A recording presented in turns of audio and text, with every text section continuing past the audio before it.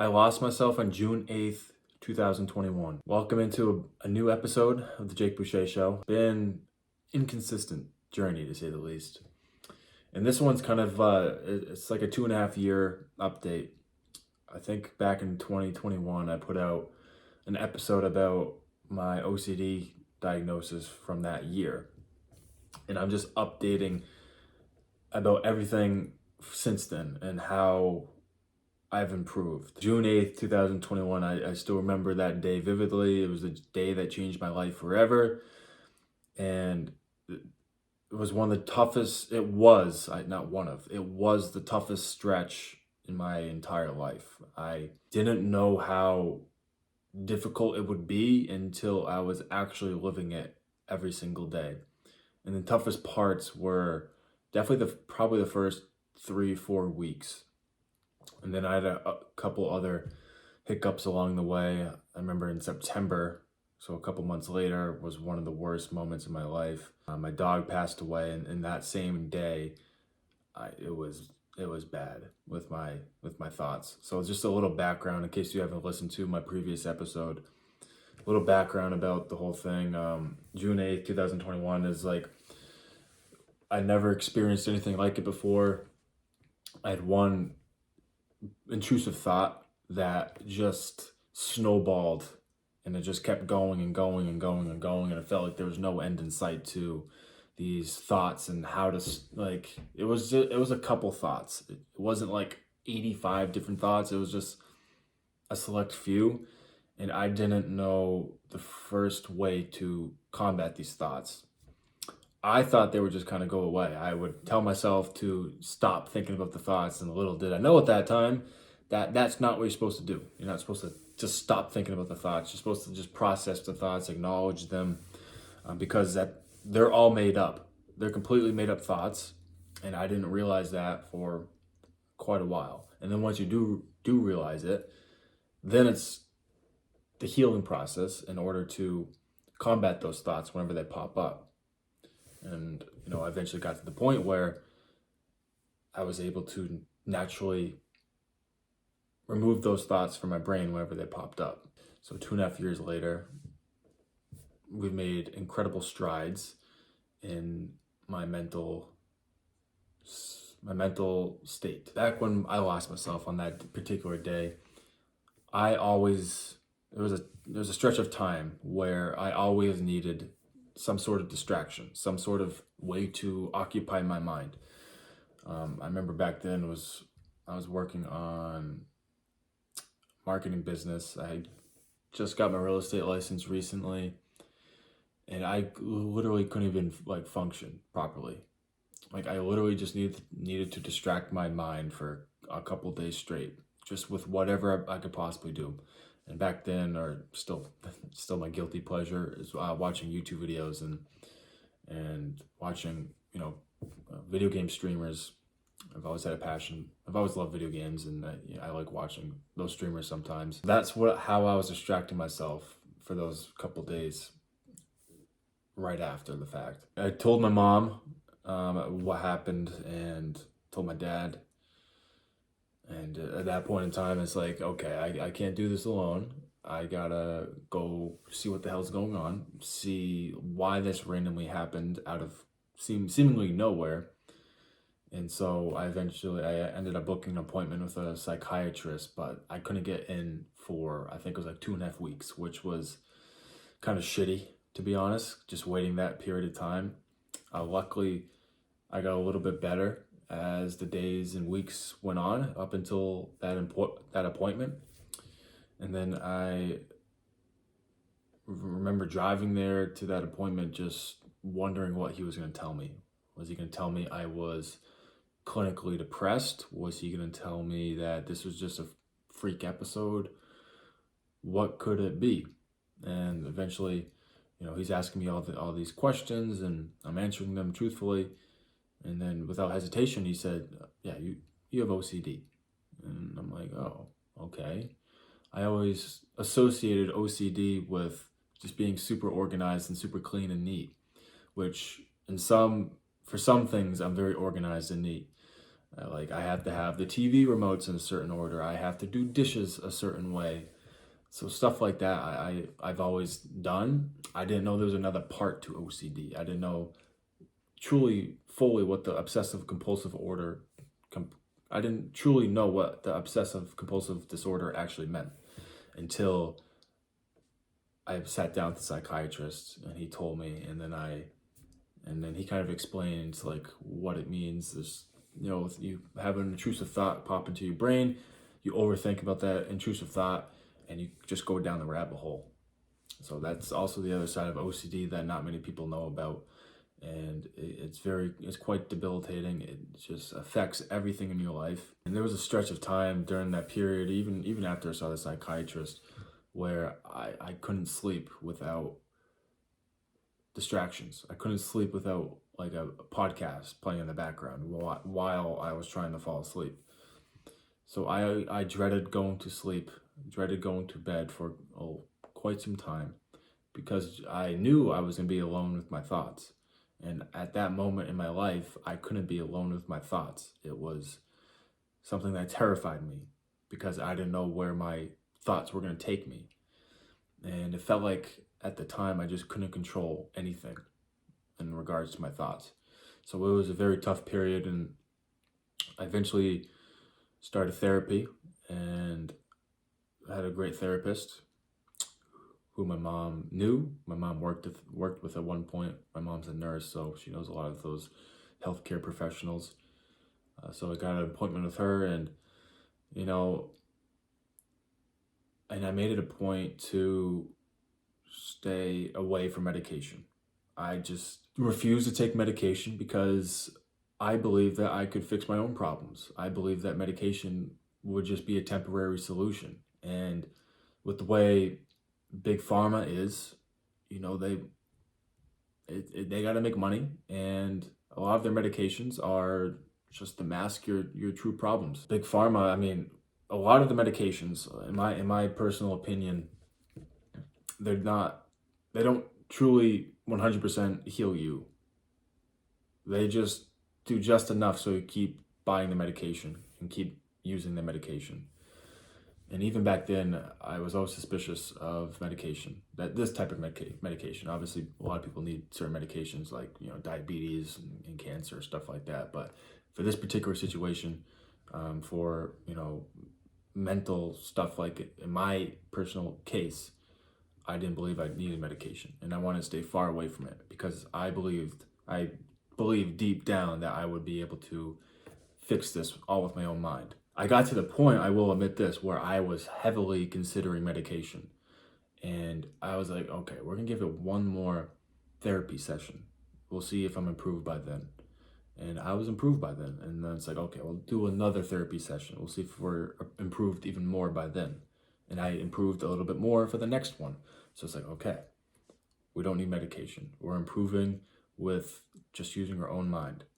Our mind is very powerful, and what we're doing is working. So we're going to continue on this path, doing the all natural way. And I think I fully adopted the mindset that all these thoughts were completely made up. I think like it was the first therapy session, because deep down I believed that these thoughts they just came out of nowhere, and they meant nothing, because I never once thought in that way before. I never once was depressed, and it just seemed like one little trigger just affected everything. And then that first session with my therapist was all about hammering the point home that these thoughts are completely made up. You got to use CBT. I can't think of the proper term for that. Oh my God. Because I'm thinking of consumer. Got real estate in my mind. CBT, whatever that stands for. That's what I was doing. So I was changing the negative thoughts into positives, and I was acknowledging the negative thoughts as they came. And I wasn't trying to stop them from coming. I just let them come when they would, and I would deal with it. And that was the focus of pretty much every session. And around this time is when I really started getting into meditation and mindfulness. I started doing that. I didn't do it on a consistent basis. I wish I would have improved upon how much I did it. Even to this day, 2.5 years later, I'm still not meditating as much as I should, but I'm making a massive priority for 2024. Even if it's just a minute a day, do 5 deep breaths. I can't speak right now. Just doing 5 deep breaths, and just thinking positive, having a couple positive thoughts before I move on with my day. So I eventually stopped therapy. I think it was after about 8 to 9 sessions. I think I went from July 2021 to, it was about a year I was there, and it was about probably might have been 8 to 10 sessions total. My therapist told me that I did, so some of her other patients had, OCD or whatever it was, and obviously she couldn't give me the details about it, but she says I did extremely well compared to other patients, because a lot of other people need medication in order to combat like OCD and depression. I didn't need that.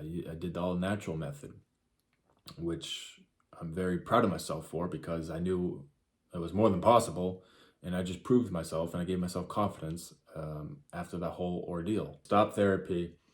I took matters into my own hands, and I was like, okay, we know that thoughts won't go away forever. They'll come up every now and then. So when they pop up, in this day and age, they go away pretty quickly. I might have, stretches of time, like maybe half a day, where they're a little bothersome. It's like, okay, like what's going on right now? But other than that, they fade away naturally. 2 years ago, they didn't fade away naturally. I constantly had to work at it every single day, at every single moment. It was exhausting. Now I'm at the point where they pop up, I naturally know what to do, and they go away naturally. And now I'm just kind of laughing them off, because they're completely fabricated and completely and utterly made up, where I'm comfortable enough to just laugh it off and move on in my day.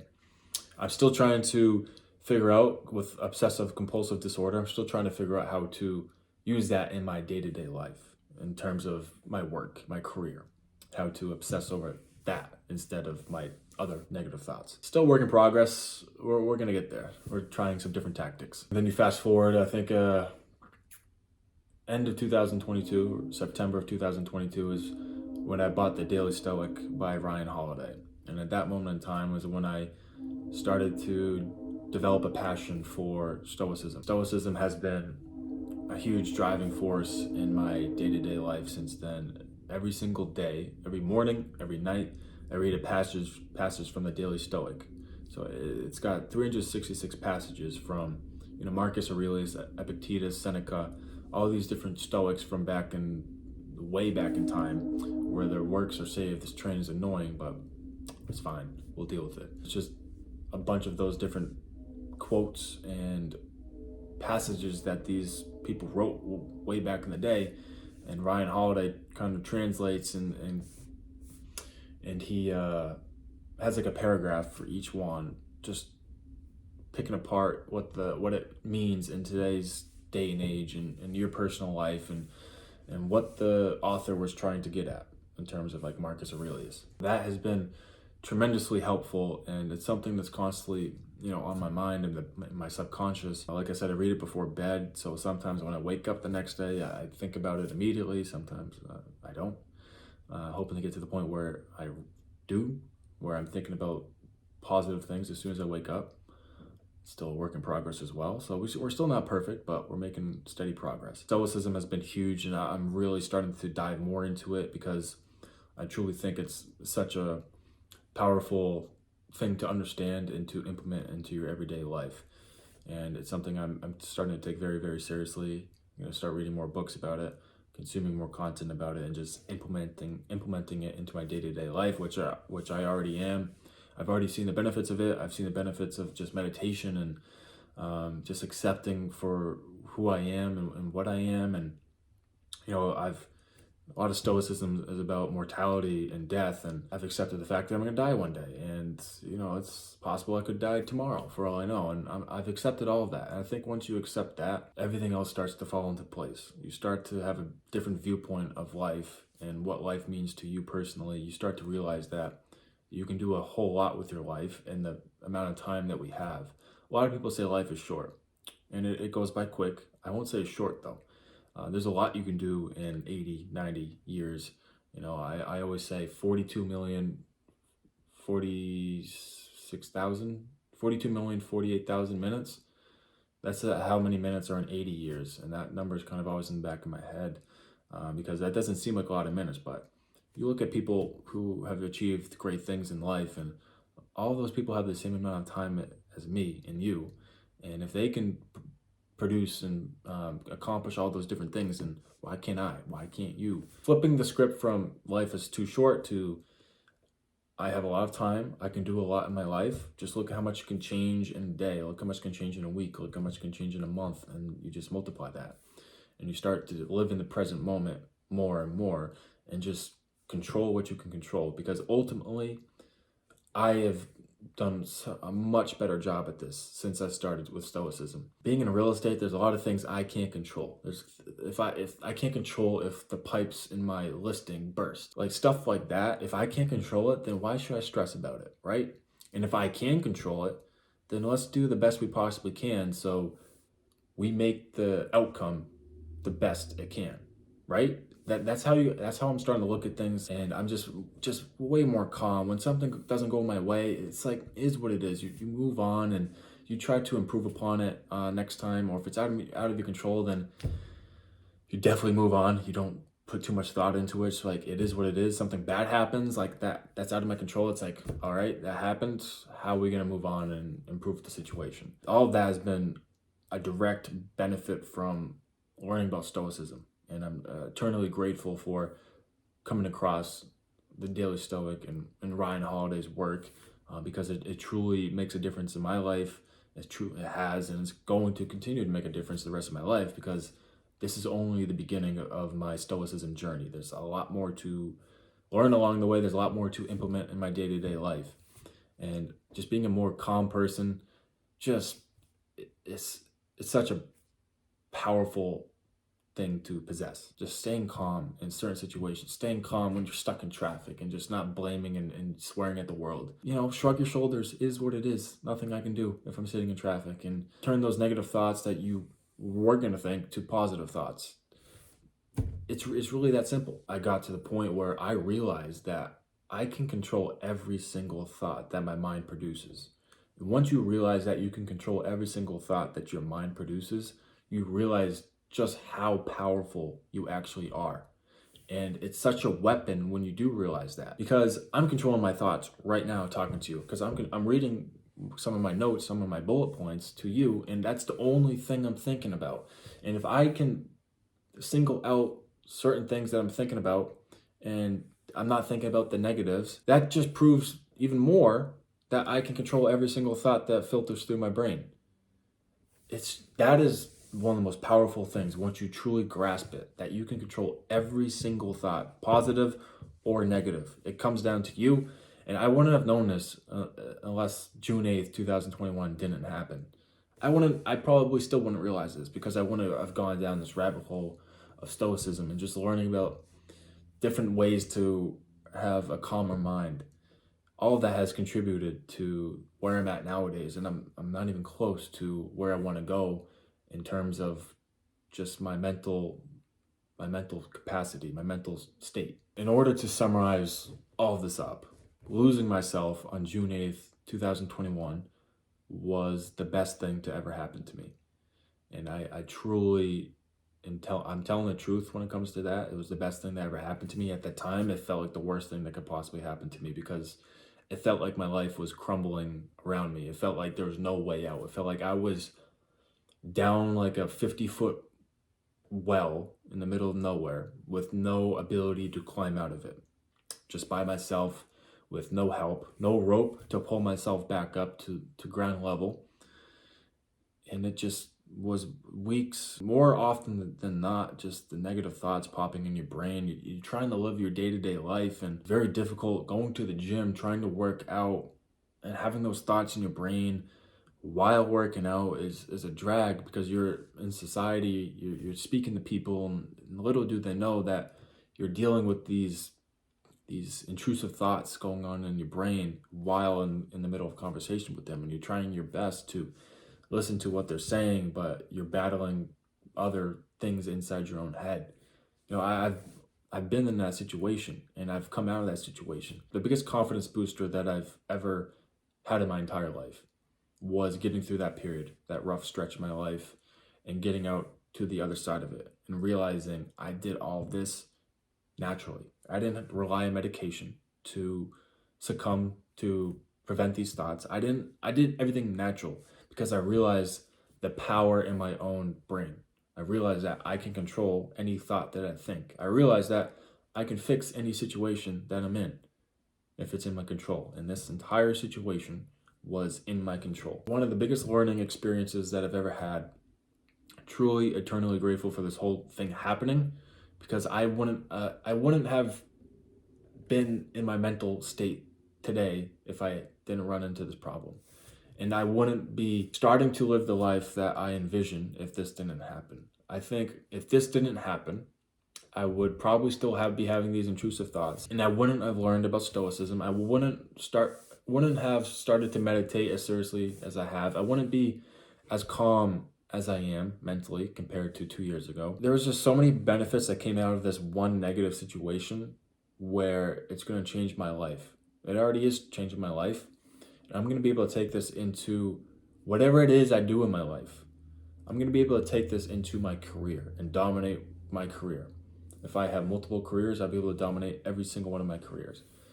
If I deal with a negative situation, if someone's, bad-mouthing me, if I get negative comments on social media, I'm able to deal with those comments because I realize that it's a reflection on the person leaving the comment, not on me. It's their own personal shit that's going on in their own head, and they want to make someone else feel bad to make themselves feel a little bit better for the situation that they're in. That's why people leave negative comments, and I grasp this, thankfully, because they feel bad about themselves, and they want to make someone else feel bad in order to make themselves feel a little bit better. And once you realize that those negative comments, and whenever someone says something negative about you, it's a reflection on them, not you. And that is also a very powerful thing to understand. And with myself being the best mental state I've ever been in, now I'm entering the best physical state that I've ever been in. Working out consistently, going to the gym 5 days a week. I don't have my dream body quite yet, but it's a work in progress. There's still a lot of things I got to do, still a lot of things I got to improve. I got things I got to improve in the gym, things I got to improve in my diet. All that is a work in progress, just like my physical state, work in progress every single day, just like it will be the rest of my life. I don't want to get to the point where I, eventually have a family. I know it happens to many, many people. They eventually have kids. A lot of people, work out in their 20s. Then they eventually start a family, and then they stop working out. They get, the dad bods and whatnot. I don't want that. I'm not going to have that, actually. Because if I can't find 30, 60 minutes, 4 or 5 days a week to exercise, lift weights, then I don't really care about my body that much. I don't care about my family that much, truly, right? That's kind of how it works.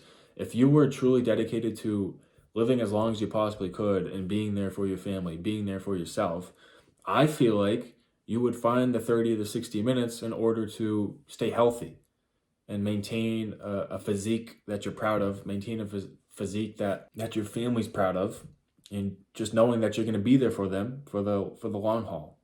I think that's a motivating factor in itself. I'm not just doing this to look good. I'm not just doing this for myself. I'm doing this for my current family and my future family. It all comes back to family. Just like when I was trying to heal and improve my OCD, I had my family in the back of my mind, just knowing that a lot of what I'm doing is so I can improve myself. If I improve myself, I'm going to improve my family. And if I improve myself, I'm going to have the ability to change my family's life forever by, being in the mental state to accomplish all the goals I have for myself, building that family legacy that I want to achieve one day, making our name something, creating generational wealth, whatever it is. All of that comes from being in good physical shape and being in good mental shape. Those two things, physical and mental health. they mean they're the absolute world. Without those two things, you got nothing, right? Why not take the 30 to 60 minutes, 4 or 5 days a week, move your body, exercise, take 1 to 10 minutes a day of just mindful thinking, being there with your thoughts and improving your thoughts and thinking positive instead of negative.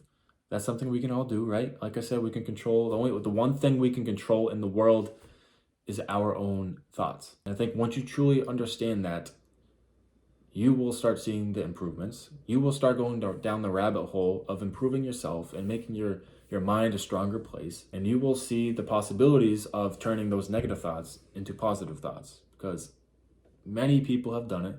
And if many people have done it, I've done it. If I've done it, you can do it.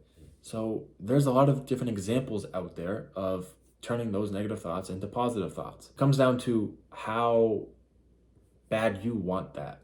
If you want to stay exactly where you are mentally and physically, then that's your decision. I'm not here to change anyone's life. I'm here to change my life and my family's life and my friend's life, the people I care about the most, okay? You have to make a decision for yourself.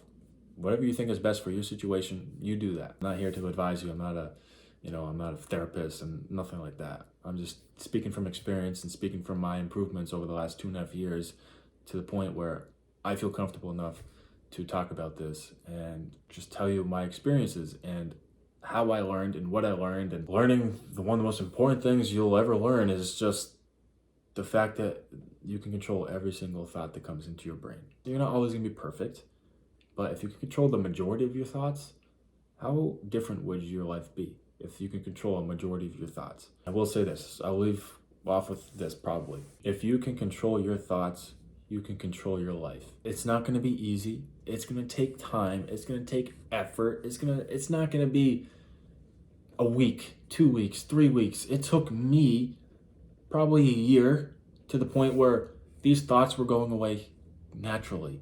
It took 365 days to get to that point. I worked at it every single day, and you're gonna have to work at it every single day. Nothing is easy in this world.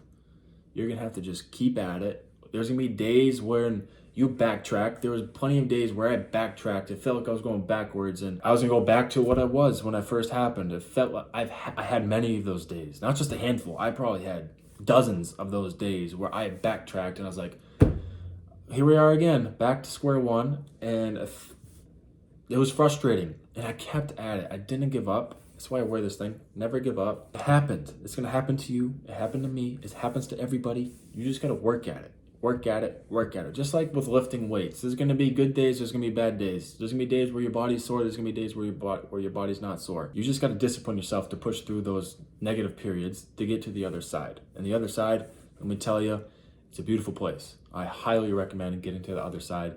But it all comes down to you and realizing that you can control every single thought that you ever have and working at it diligently every single day. It's your decision.